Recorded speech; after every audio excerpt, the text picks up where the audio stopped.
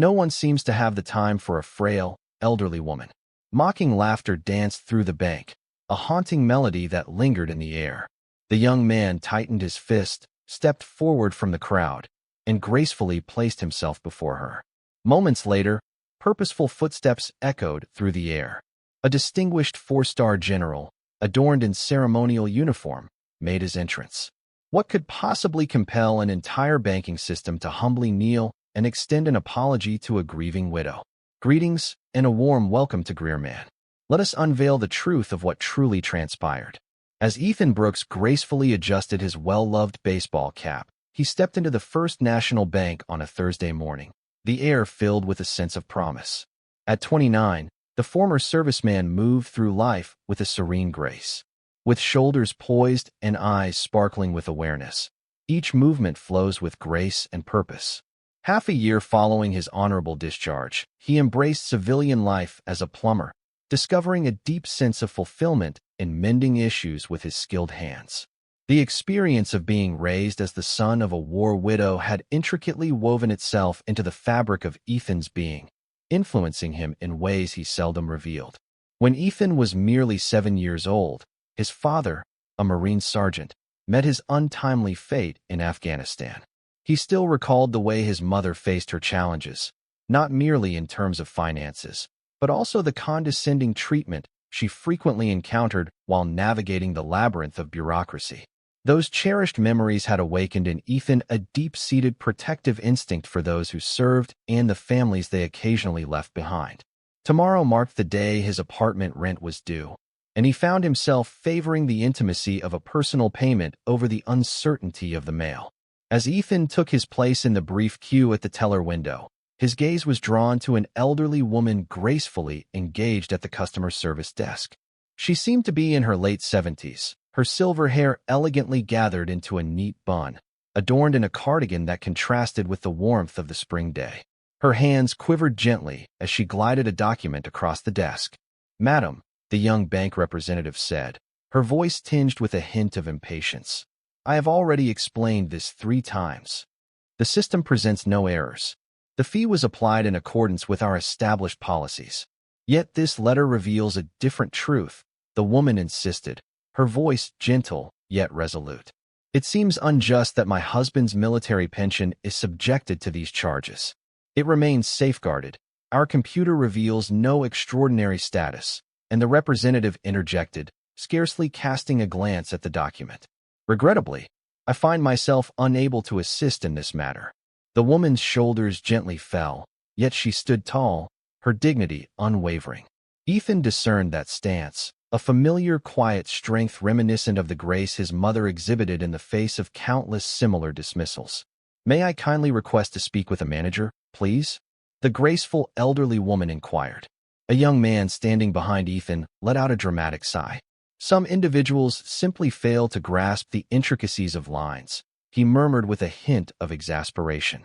Those within the bank cast fleeting glances, only to avert their eyes in a flurry of embarrassment, hesitant to entangle themselves in the unfolding confrontation.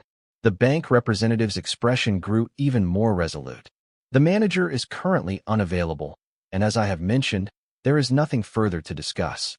Perhaps it would be best to return at a later time, when you possess the appropriate documentation." "My dear lady," the eager young man implored, "might I suggest you share your grievances elsewhere? Some among us have genuine responsibilities awaiting our attention."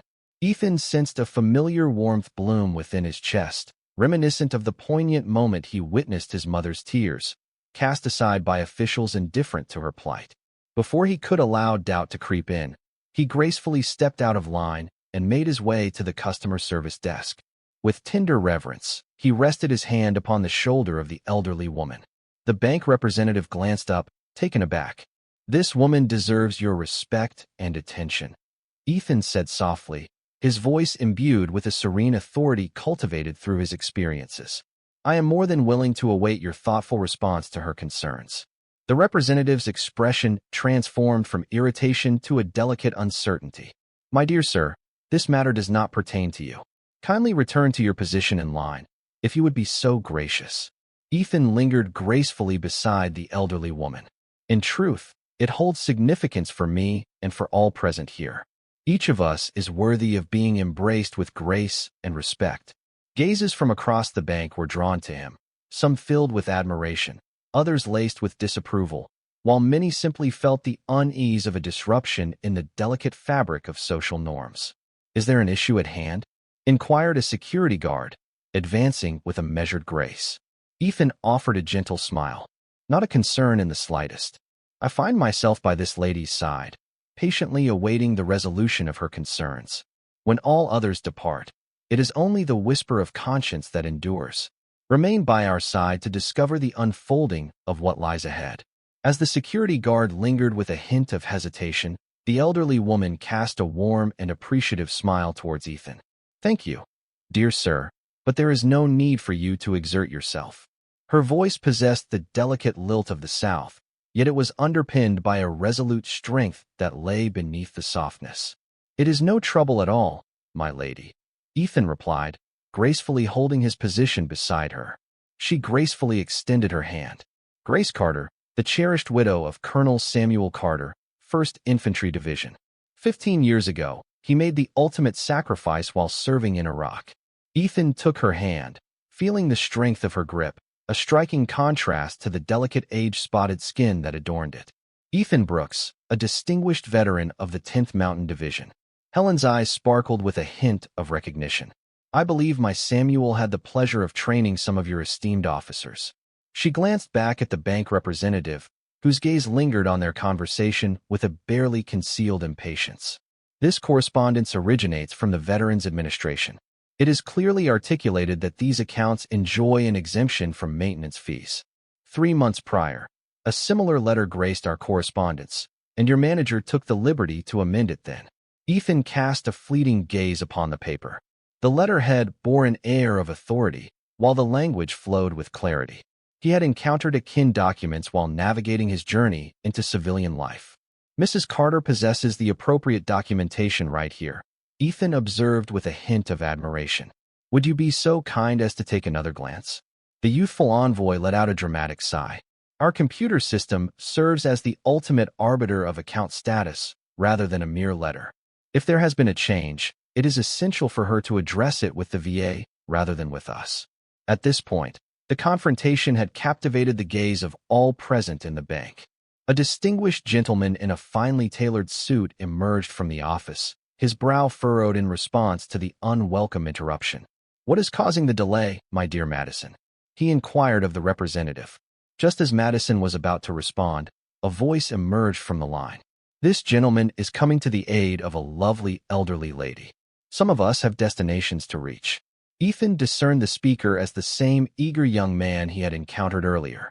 Those in line exchanged knowing glances, their gestures of checking watches and phones imbued with a touch of theatrical frustration. "My dear Ethan," the elegantly attired gentleman began, "I fully comprehend your apprehensions, yet we must adhere to our established protocols. Mrs. Carter may arrange a meeting to converse about this matter." Ethan sensed a tightening in his jaw, yet maintained a steady tone in his voice. "With all due respect, sir, this matter transcends mere procedures. It concerns honoring the choices made for one who has devoted themselves to the service of this nation." The gentleman in the tailored suit, presumably a manager, cast a discerning gaze. "Are you implying that we lack respect for military families? Rest assured, this bank is graced by the presence of numerous esteemed veterans among its clientele." With a touch of grace, Ethan suggested, "Mrs. Carter merits far more than to be overlooked." With a graceful motion, Grace delved into her purse and retrieved a delicate card, gently placing it into Ethan's palm with a touch of intimacy.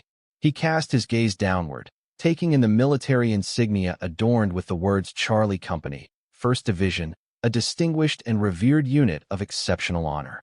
"It is perfectly fine, my dear," Grace murmured softly. "I have grown accustomed to this graceful dance by now." There was an enchanting grace in her serene composure that resonated profoundly with Ethan. This transcended the mere matter of a bank fee. It spoke of the way society embraced those who had devoted their all for the love of their country.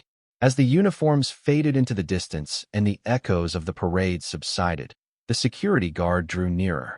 "My dear sir, Unless you are engaged in matters of business, I must kindly request that you take your leave."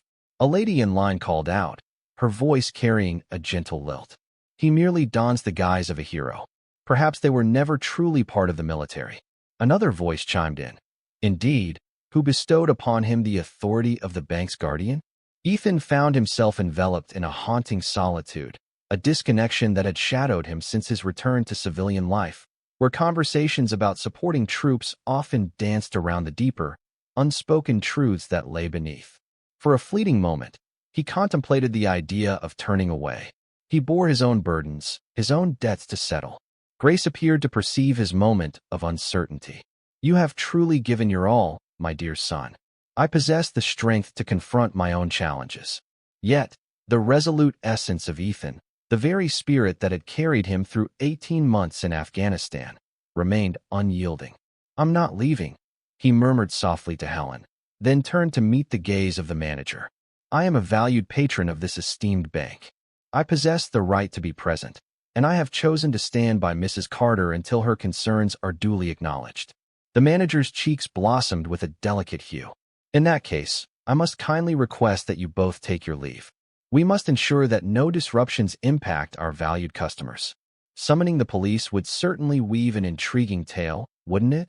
Ethan responded with a calm grace. "A military widow is removed from the bank due to a contested fee. Is that truly the kind of attention you desire?" The standoff lingered, as the manager and Madison shared fleeting glances, each one laden with unspoken words. At last, Madison gently set aside Helen's papers. "We shall delve deeper into this matter, Mrs. Carter.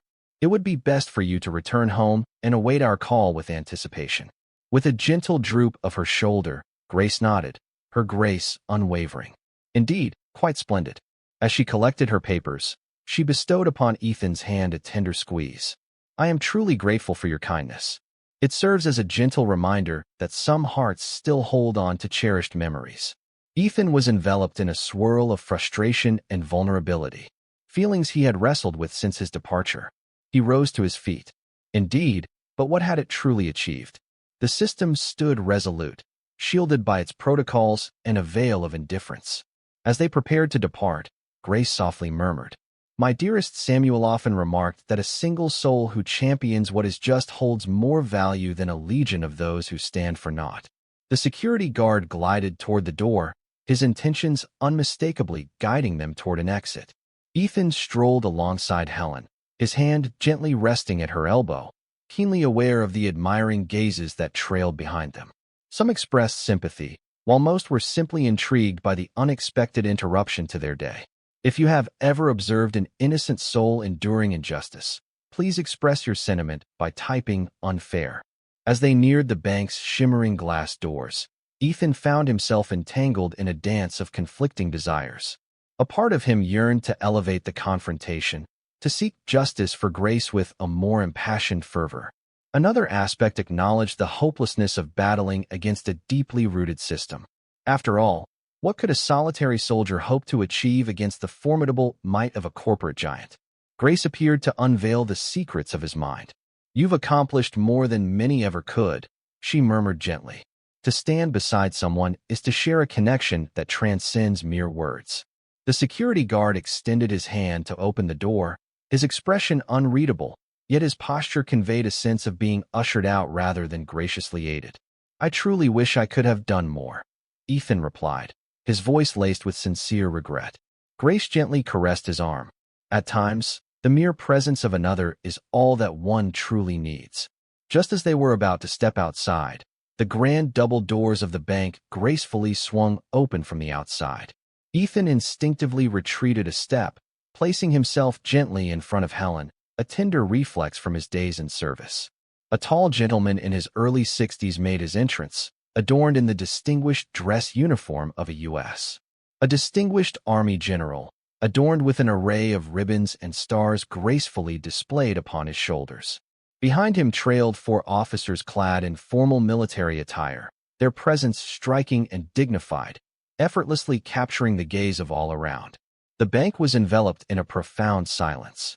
The security guard stood motionless, his hands resting gently on the door. Ethan instinctively straightened, sensing the commanding presence before him. The general's gaze gracefully traversed the room, ultimately resting upon Grace and Ethan.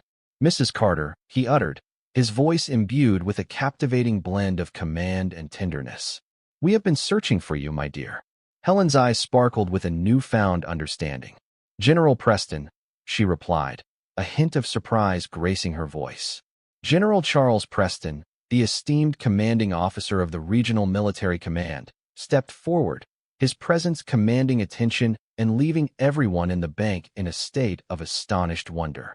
He enveloped Grace in a tender embrace, honoring her with the reverence one would reserve for a beloved family member. "My dearest Helen, I sincerely apologize for the delay we have encountered. The traffic proved to be more daunting than anticipated." With a gentle retreat, he regarded her with heartfelt concern. "Is all well in this place?" Before Grace could respond, the bank manager hurried forward, a mixture of recognition and concern flickering across his features. "General Preston, what a delightful surprise it is to encounter you. I am Madison Wilson, the branch manager. How may First National assist you today?" The general's demeanor softened as he regarded the manager with a thoughtful gaze. "It is my honor to personally accompany Mrs. Grace Carter to the memorial dedication ceremony. However, it seems there may be a matter that requires our attention beforehand." Grace gently shook her head, a subtle gesture that spoke volumes. "It seems we find ourselves in the familiar maze of uncertainty regarding James's pension account, Charles. This charming young man graciously chose to stand by my side." With a graceful motion, she directed her gaze toward Ethan. General Preston directed his complete focus towards Ethan, who stood poised yet relaxed, a silent recognition shared between two veterans. "And who might you be?" the general inquired. "Ethan Brooks, esteemed sir, a former specialist of the distinguished 10th Mountain Division." The general extended his hand, and Ethan grasped it with a firm yet graceful touch. "I appreciate your care for Mrs. Carter. She holds a cherished place in the heart of our military family." As General Preston turned his attention back to the increasingly uneasy bank manager, a subtle sharpness crept into his voice. "Perhaps you are not yet acquainted with the enchanting Grace Carter. Permit me to shed light on the matter at hand." The whole bank, both customers and employees, remained captivated as the general continued his address. "Grace Carter is no ordinary military widow. For 37 years, she gracefully partnered with her husband at training facilities throughout this beautiful country. As Colonel Carter imparted his wisdom and tactics to the soldiers, Grace gracefully guided countless young recruits through the delicate journey of adapting to military life. She created enduring support programs for military families that continue to thrive even now. One of the officers accompanying the general gracefully stepped forward, presenting him with a folder. When Colonel Carter met his fate, valiantly protecting 3 of his men amidst the chaos of an ambush in Fallujah, Grace continued her unwavering service. She has graciously dedicated more than 15,000 hours of her time to serve at VA hospitals. The fee exemption she seeks to elucidate was graciously sanctioned by the Secretary of Defense, honoring her remarkable contributions. The manager's face had lost its vibrant hue. Madison, the youthful representative, appeared to be attempting to blend into the shadows of her desk. Moreover, the general continued, "The account in question contains funds from a distinguished pension category created for the families of Medal of Honor recipients, which Colonel Carter was honored with posthumously." A soft murmur of astonishment swept through the bank. Even Ethan experienced a fresh tide of admiration envelop him as he came to understand the true identity of the one he had been championing. General Preston's voice, unwavering and smooth, resonated through the hushed bank, captivating all who were present. Mrs. Carter has always refrained from leveraging her connections or her husband's esteemed position to seek preferential treatment, rendering it all the more disheartening to witness her being overlooked when she merely inquired about her rightful entitlements. The manager was now clearly perspiring, a sheen of anxiety glistening on his brow. "It seems there has been a delightful miscommunication, General. We shall address this without delay." "Indeed, you shall accomplish far more than that," the general responded. "I humbly request a comprehensive review of the management of veterans' accounts within this esteemed institution. One of my team members will stay here to initiate that process today." He gazed at Grace with a softness in his eyes. The ceremony shall commence in but an hour's time. All are eagerly anticipating the moment to celebrate you and James." Grace smiled with a gentle grace. "I would never dream of missing it." As they readied themselves to depart, General Preston cast a lingering glance back at Ethan. "Mr. Brooks, might we have the pleasure of your company? The ceremony honors the brave soldiers and the devoted families who stand by their side. From what I have observed, you grasp that connection more profoundly than many." Ethan paused, momentarily lost for words, before gracefully nodding his acceptance. As they strolled toward the door, the general lingered beside the young man who had been so expressive in his earlier grievances. Preston raised his voice, allowing his words to dance through the air, ensuring that all present could catch their melodic essence without directly turning to him. At times, the most significant struggles unfold not on faraway battlefields, but in the familiar settings of banks, offices, and neighborhoods, where the heart of life beats quietly yet resolutely. At times, the most profound bravery lies not in the act of rushing into danger, but in the quiet strength of remaining by someone's side when all others choose to depart. At the curb, a military vehicle stood in silent anticipation. As Grace was gently guided inside, she sought Ethan's hand for one final, tender moment.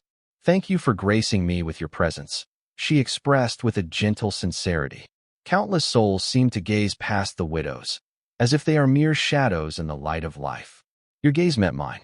Ethan stood with grace, a wave of emotion constricting his throat. "It was a true privilege, my lady." General Preston gently grasped Ethan's shoulder with a firm, yet tender touch. "My dear son, there is a saying we hold dear in the military. At times, the most essential act is to firmly uphold your convictions. Today, you demonstrate that honor transcends the confines of the battlefield." As the procession readied to embark, Ethan noticed the bank's patrons and employees peering through the glass, some with a hint of shame, while others bore expressions of newfound admiration. At times, the general remarked softly, "It requires but a single soul to rise and transform an entire system. Should you hold the conviction that a single, perfectly timed gesture can alter destiny, kindly respond with a yes." On that Thursday morning, the occurrences at First National Bank set in motion a series of transformations that spread far beyond what Ethan could have ever foreseen. By the following week, a formal written apology was graciously extended to Grace Carter by the bank. In a noteworthy development, they unveiled a new training program designed for all staff, focusing on the proper management of veterans' accounts and ensuring that military families are treated with the utmost respect they deserve. Madison, the customer service representative, gracefully reached out to Ethan, confessing that their encounter had compelled her to reflect upon her own biases. "I never realized how dismissive I had become," she confessed, her voice tinged with a hint of regret. "Now I perceive souls, not merely exchanges." For Ethan, the military ceremony had unveiled unforeseen possibilities. General Preston, captivated by the young veteran's instinctive commitment to principle, extended an invitation for him to serve as a civilian advisor to the military's community outreach program. The role granted Ethan the opportunity to connect veterans with the communities they returned to after their service, fostering a beautiful bond between them. "You possess a profound understanding of both realms," the general articulated, "and you embody the bravery to voice your thoughts when the moment calls for it." While his plumbing skills may not have been directly relevant, Ethan discovered a profound sense of fulfillment in his new role.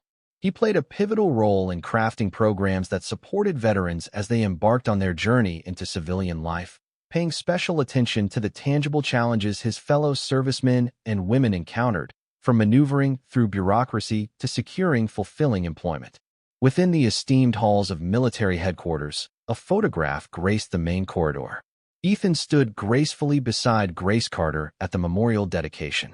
Underneath, a delicate caption whispered, "At times, remaining still signifies reaching the greatest heights." The image emerged as a cherished emblem of the command's heartfelt dedication to uplifting military families.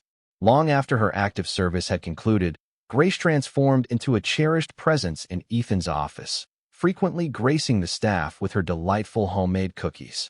Their bond blossomed, with Grace gracefully stepping into the maternal role that had been left vacant since Ethan's mother departed from this world 2 years prior. Through Helen, Ethan forged connections with numerous veterans from bygone eras, weaving an intergenerational tapestry of support that enriched the lives of all who participated. Madison Wilson, the bank manager whose demeanor had swiftly shifted in the presence of General Preston's commanding authority, discovered himself unexpectedly altered by the encounter. Half a year following the incident, he reached out to Ethan, offering his financial acumen to assist veterans navigating the challenges of money management. On that day, my perspective on my duty to this community transformed, Wilson confessed during their initial gathering. I came to understand that I had been sheltering myself behind policies rather than extending a hand to those in need. Perhaps the most significant transformation unfolded within the very heart of the bank.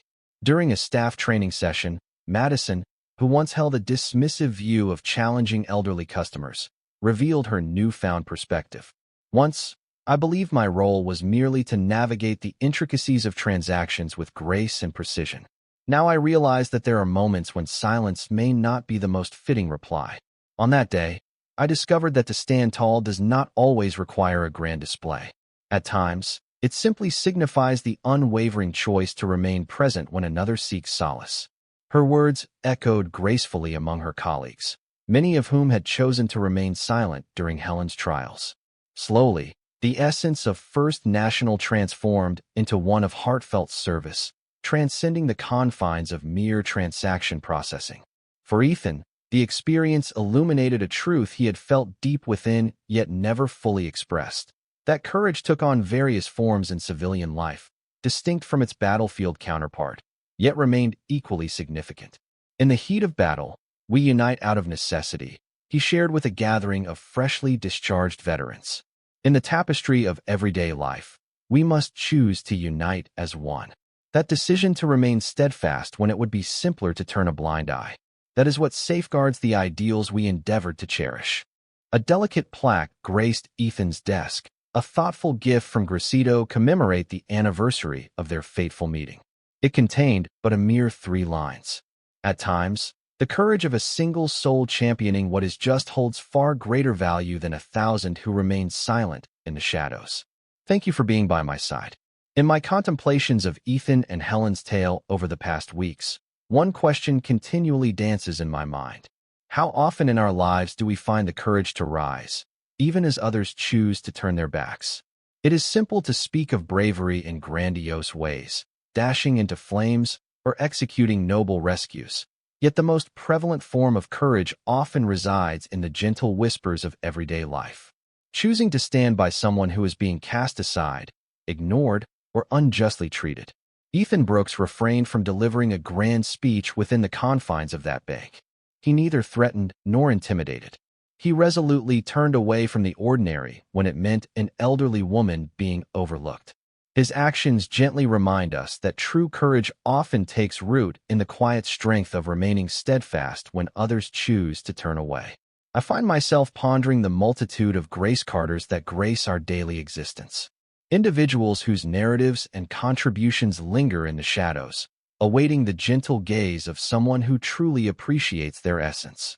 The distinguished elderly veteran at the grocery store, gracefully endeavoring to retrieve an item from a lofty shelf. The immigrant family, bewildered by the paperwork that native English speakers navigate with ease. The individual with a disability encountered yet another entrance that remained beyond their reach. In these moments, we are all presented with the same choice that Ethan once encountered: to engage in a circumstance that bears no direct consequence upon us, or to gracefully withdraw and tend to our own affairs. The world gently advises us to remain within our own paths, to steer clear of the troubles that belong to others. We are led to think that true heroes don uniforms or wield extraordinary powers. Ethan's tale gently whispers to us that true heroism can often be found in the quiet promise of unwavering support, declaring, "I shall remain by your side until we find resolution." Who has remained by your side in your most delicate times? Who stood steadfast by your side when you encountered dismissal or disrespect? Perhaps it was an educator who saw your potential when others had turned away. A colleague who gracefully interjected when your voice was overshadowed in meetings. A companion who stood by your side during challenging appointments. An unexpected hero who stepped in during your moment of distress. Pause for a moment today to cherish their memory. Even more delightful, extend your gratitude to them for their serene bravery. And perhaps, more significantly, ponder this. When was the last occasion you embodied that person for another? When was the last time you embraced discomfort to ensure another was honored with the respect they deserve? Every day, we are graced by the presence of heroes, unadorned by medals or uniforms, quietly moving through our lives. They remain in the shadows, unnoticed by the world, devoid of the applause and recognition they deserve. They gracefully opt for righteousness when the world embraces silence. They recognize that the essence of moral courage frequently demands a greater price than that of physical bravery, as it requires a steadfast commitment, manifested in subtle, unadorned gestures, day after day. When you next observe an individual being cast aside, ignored, or subjected to unfair treatment, let the memory of Ethan Brooks linger in your heart.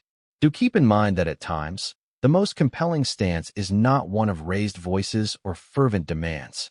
It is the gentle act of remaining by someone's side, unwavering, until their voice is truly acknowledged. Perhaps the most enchanting facet of Ethan's tale lies not in the dramatic intervention by General Preston, but rather in the courageous choice Ethan made to step out of the shadows and stand beside Grace when there was no audience, no recognition, and no assurance of triumph.